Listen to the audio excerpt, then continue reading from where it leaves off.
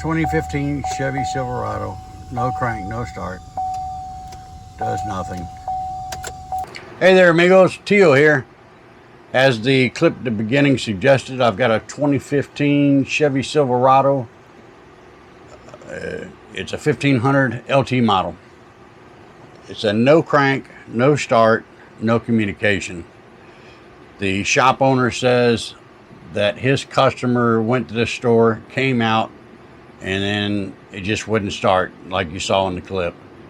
The shop owner tells me that it is not the starter, so I don't know what diagnosis he did, but he did say that his scan tool, which is the same ones I have, will not communicate with the vehicle.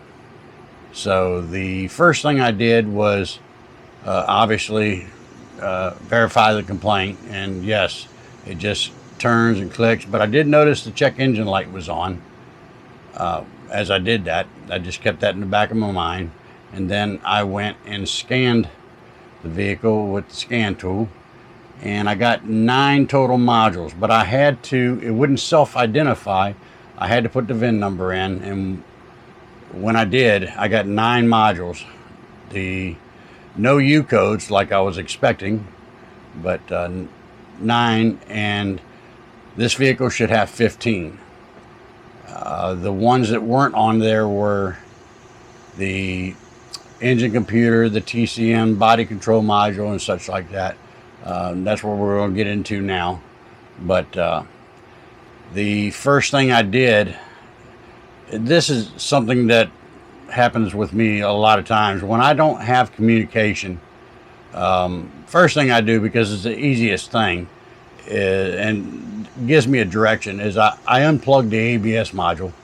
And in this case, it actually worked, and a lot of times on Chevys it does. But I unplugged the brake control module, and the vehicle started up, no problem. It cranked right up and ran. And when I scanned it, then I had 13 modules and a whole slew of U codes. So let's get into it. Let me show you what I've got. So before I unplugged the ABS module, these were the modules that were showing, and notice there's no ECM, TCM, body control module, anything. We just have just the HVAC and the steering wheel angle module. That's just what I had. Then after I unplugged it, then I had 13 total modules, and the ECM, and like I said, that's when the vehicle started. So, and you see there is a slew of U codes now in every module up here. So after going there, now I realize that I've got need to look at my network and see what's wrong with that. And the first thing I did with that was verify my terminating resistors, looking for 60 ohms. It shows about 120, so network is definitely down. What I didn't notice at first was that as soon as I connected it, I had 60 for a moment, but it faded out and went to 120. So that was my first clue in hindsight, but I didn't know. So, but I knew I had a problem there. So I went to the network. So looking at my network, my brake control module is here, and leading out this way, one of my terminating resistors is here. It's at the back of the vehicle, back by the spare tire above the rear axle. You just have to run your hand down along the axle. You'll feel a harness back there going across the top of it, and then you'll find it. I took that resistor out and checked it, and it was fine. So the other one is inside the engine control module. So we've got this one running off here, and going back, there's 2 different high speeds. There's 1 and 2, and it runs off to the power steering control module, which goes to the power or the steering wheel angle sensor as well. So I went that way first. After I saw that my resistor was fine, decided to put the Pico on the network pin 6 and 14 and see what my network looked like. And this is what I saw. I put the Pico on it, and this is what my network looks like. So definitely a problem.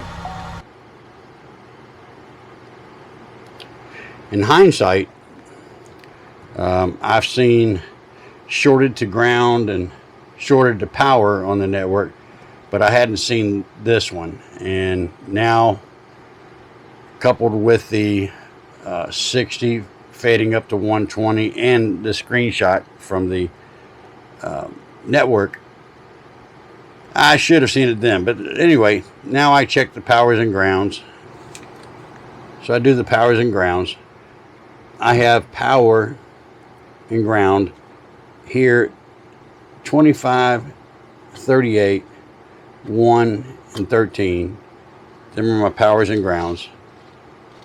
And my network is here, 8 and 9, and 20 and 21 for what I'm seeing. So first I check powers and grounds.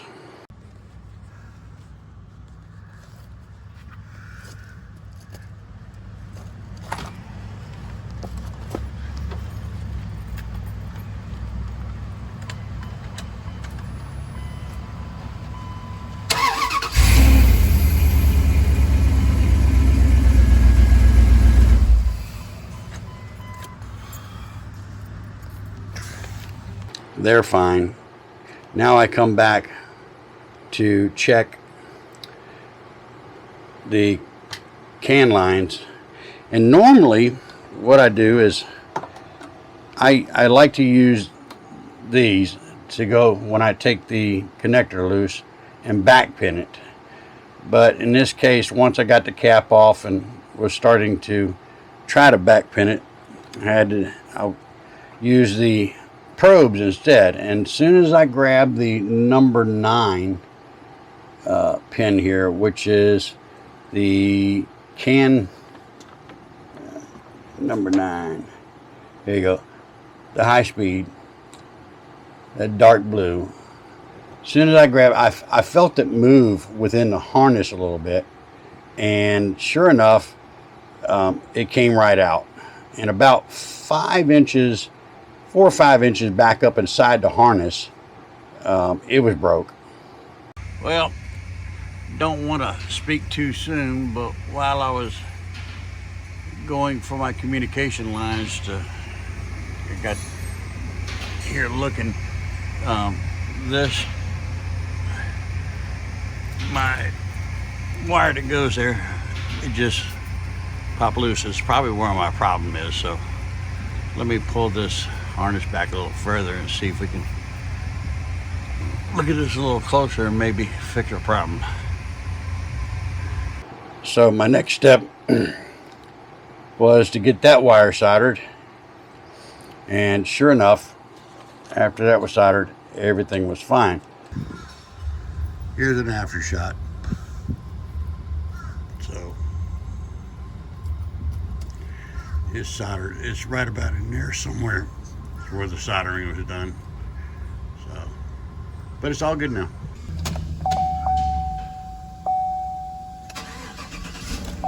It's running fine. And then let's go back. Let's do a health report.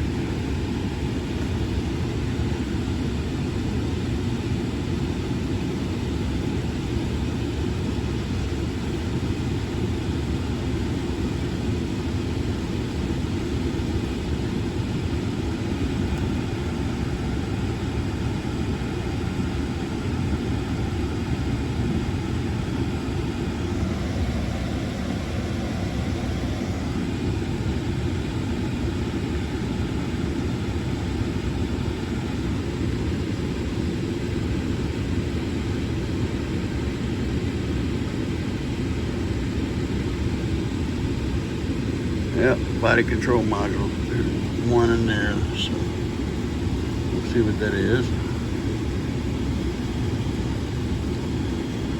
Hopefully nothing related to what we were doing.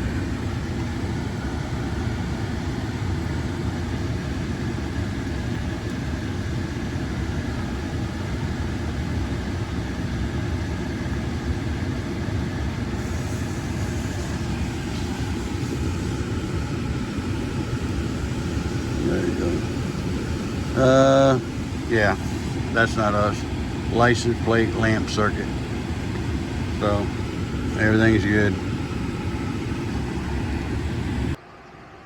This is probably where the video should end, but I'm not going to end it here.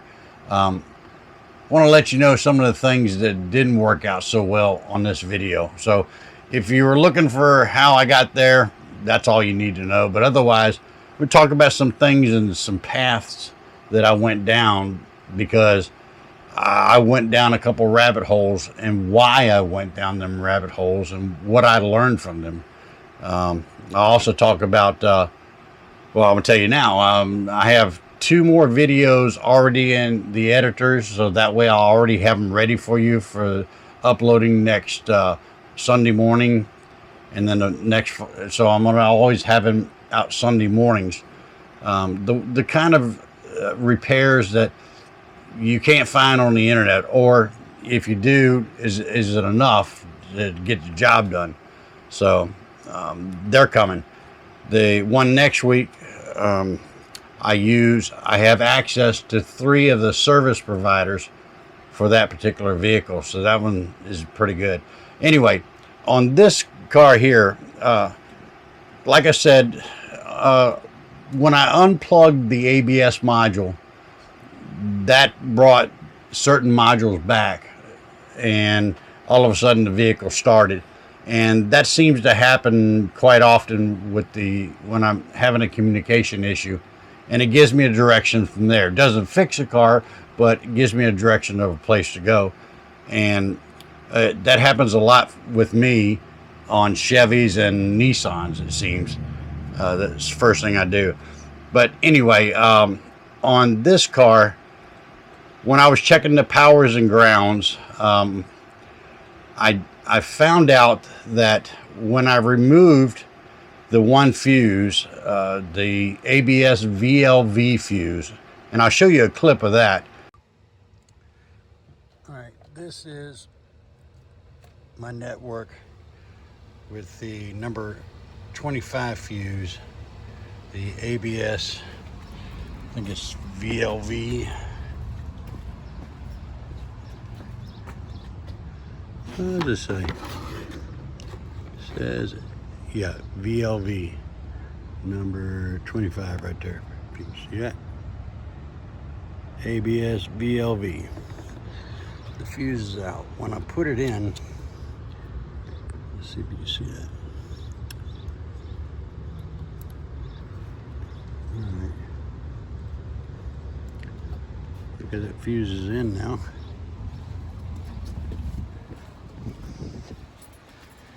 And my network looks like that. And the truck will not start.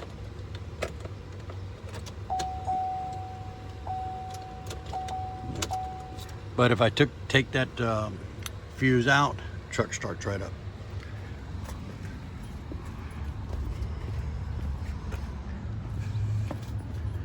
Go back here.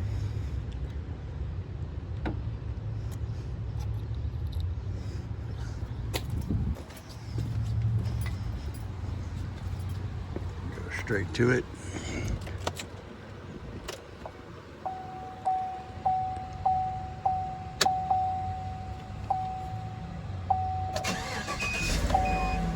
Yep, fires that up. When I removed that fuse, the communication looked normal on the Pico, and the vehicle started, but I still wasn't able to communicate with the ABS module. So that wasn't enough to replace the module. Although the shop owner had a module for it, and like I showed him, If I can't communicate, then I can't program it. So in this case, it was one of them things that it made me scratch my head. But when I have to show you the power steering control module, when it was unplugged, was reading just like the ECM. The ECM, the power steering control module, that was actually online when the ABS was unplugged. But what wasn't there was the steering wheel angle sensor, and that feeds off of the power steering control module. So that led me down a rabbit hole, and it was powered up when I went right to the steering wheel angle module. I had powers, grounds, everything that I needed, and it was fed from the data too when that fuse was in. When I took it out, it wasn't there, and that's when the car started. But when it was in, the other modules were off. So it led me down that path. So again, if I knew what my waveform looked like with and I assume when all this was done is that maybe there was one strand of that communication line that was still hanging on, because like I said, there was a point where immediately as soon as I looked at my terminating resistors, it was 60 and it went straight to a 120. So I assumed there was one strand still hanging on for dear life, and that's what was going on there. But it just another one that took me down a rabbit hole. And then my service info, when I was looking for that terminating resistor, which was a dead end anyway, I couldn't find it. I was looking for it based on that diagram I showed earlier on the frame rail on the side where the ABS module was, back by the rear axle, not knowing that it was literally on the top of it, above the differential, hidden right there. That's where it was at. But that's one of the aggravating things that I go through all the time with service info, and that's why next week's video is going to be pretty good for that. But I just wanted to point out these things, and if you've come this far in the video with me, again, thank you so much. Anything I can do to improve it for you, let me know. I try to record it all the way through and then cut the pieces out, but one day I'll learn like the rest of the guys do of how to keep videoing while you're doing it. So again, hey, thanks for watching. I'll see you next week.